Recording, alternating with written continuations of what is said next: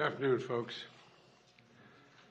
With the devastation caused by Hurricane Ian in Florida and the storm just hours away from hitting South Carolina, as some parts are already hit, I want to update you on what we've done since I last spoke to you on this 24 hours ago. I've directed that every possible action be taken to save lives and get help to survivors, because every single minute counts. It's not just a crisis for Florida. This is an American crisis. We're all in this together, and I've spoken to Governor DeSantis on multiple occasions, as well as this morning, and as well as mayors and county officials, both Republican and Democrat, from the places most affected. And I spoke with Governor McMaster of South Carolina this morning as well. Last night, I received a request for an emergency declaration from Governor McMaster, which I approved right away, just as I did for Florida. This allows for immediate federal funding for the state to shelter people and provide other essential support. By approving it early, ahead of the storm's landfall in South Carolina, we can get supplies in and provide shelter if necessary. My message to the people of South Carolina is simple. Please listen to all the warnings and directions from local officials and follow their instructions. And as you all know, the situation in Florida is far more devastating. We're just beginning to see the scale of that destruction. It's likely to rank among the worst of the nation's and the worst in the nation's history. You'll have all seen it on television. Homes and property wiped out. It's going to take months, years to rebuild. And our hearts go out to all those folks whose lives have been absolutely devastated by this storm. America's heart is literally breaking just watching people watching on television. I just want the people of Florida to know we see what you're going through and we're with you. We're going to do everything we can for you. I say to the rest of Americans, just imagine yourself in that situation. Water rising, walls collapsing, streets turned literally into rivers, charter boats on top of automobiles, watching the home and the community work so hard to establish, literally washed away. And folks across the country are now waiting to hear from parents and grandparents who live in Florida, just hoping and praying they're okay. At my direction, we pre-deployed the largest team of search and rescue experts in recent history, because so many of the rescuers need to take place now, need to be there in place now, in the water now. And the United States Coast Guard has been deployed as well. 6 fixed-wing aircraft, 18 rescue boats and crews, 16 rescue helicopters, which were in the air all day yesterday and are added again today. Working with the Defense Department, the National Guard, state and local first responders, they've rescued 117 people on the southwest Florida coast and Fort Myers and Naples so far. Just this morning, I spoke personally with the Lieutenant Commander of the Coast Guard, Christopher Hooper, who is leading the search and rescue operation there. He emphasized this is one fight, everyone working together, Coast Guard, Defense Department, Customs and Border Patrol, Florida Fish and Wildlife, local officials. They're doing everything they can to rescue people. He said, Mr. President, we will not rest at night until we know they're safe and sound. He talked about how they rescued a 94-year-old woman who had the courage to be hoisted up onto a helicopter, the wind blowing, and as well as a 1-month-old baby. Not the same time, but a 1-month-old baby as well, and so much in between. He also spoke to aviation survival. I also spoke to aviation survival second class technician, second class, Zach Lesh, who described how difficult the decision is for people to leave everything and come to safety. I told him how proud of him I was and thanked him for all the work he and his coasties are doing to save lives. I'm grateful for the brave women and men, federal, state, and local folks working so hard. They're all working as one team. Hear that from the governor as well as from the federal folks. In the past 24 hours, my administration has approved 4 more counties in Florida for individual disaster assistance, in addition to the 9 counties we had announced yesterday. And what that means is the federal government is covering every cost, 100% of the cost, to clear the massive debris left in the wake of the hurricane in these counties.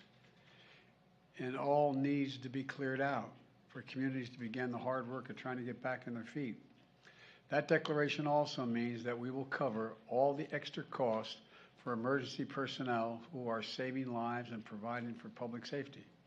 Because phone lines and internet might go out, FEMA is registering people directly to be able to get help.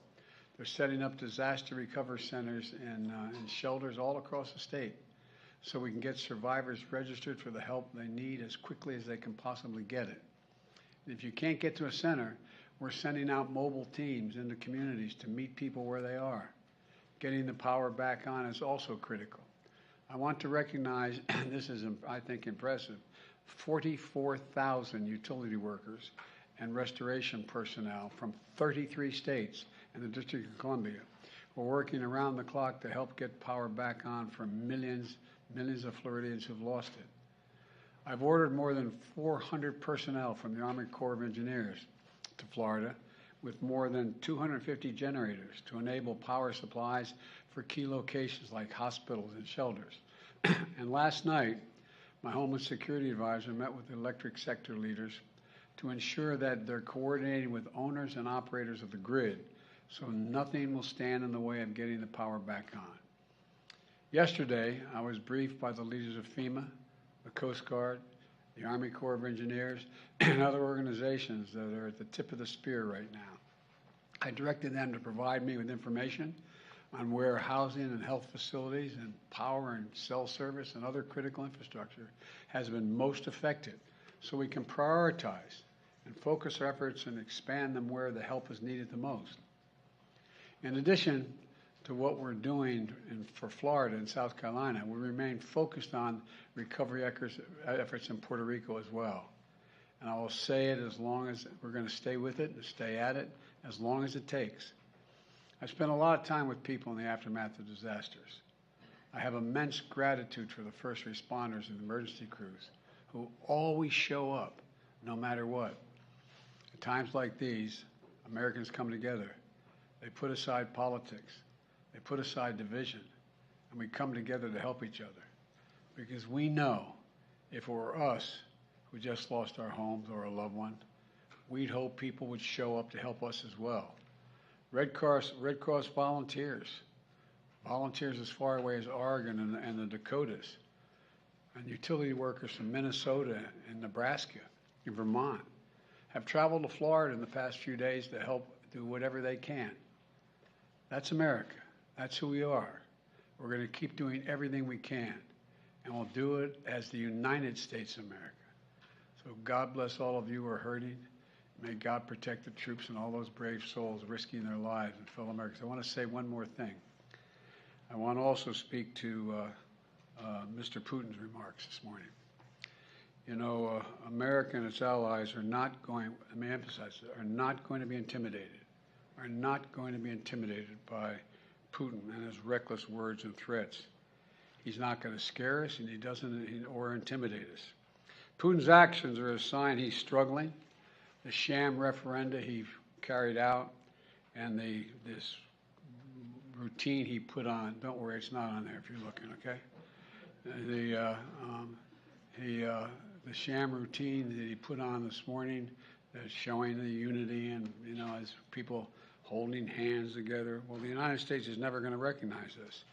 And quite frankly, the world's not going to recognize it either. He can't seize his neighbor's territory and get away with it. It's as simple as that. And they're going to stay the course. They're going to continue to provide military equipment so that Ukraine can defend itself and its territory and its freedom, including additional resources that the Congress is going to give me today of $13 billion more to help the Ukrainians defend themselves and fight back. And we're fully prepared to defend. I want to say this again. America is fully prepared with our NATO allies to defend every single inch of NATO territory. Every single inch. So, Mr. Putin, don't misunderstand what I'm saying. Every inch. And I've been in close touch with our allies. We're announcing new sanctions today as well. that including new authorities to sanction anyone who provides political or economic support to Russia's fraudulent territorial claims. And I've been in close touch with our NATO allies, who are united in our resolve to take on his aggression. So I thank you all very much. You also asked me earlier about the pipeline, and let me say this. It was a deliberate act of sabotage, and now the Russians are pumping out disinformation and lies. We're going to work with our allies to get to the bottom of exactly precisely what happened. And at my direction, I've already begun to help our allies enhance the protection of this critical infrastructure. And at the appropriate moment when things calm down, we're going to be sending divers down to find out exactly what happened. We don't know that yet exactly, but we're not, just don't listen to what Putin is saying. What he's saying we know is not true. Thank you all so very much. Russian nuclear weapons. Do you believe Russia was behind the sabotage, sir?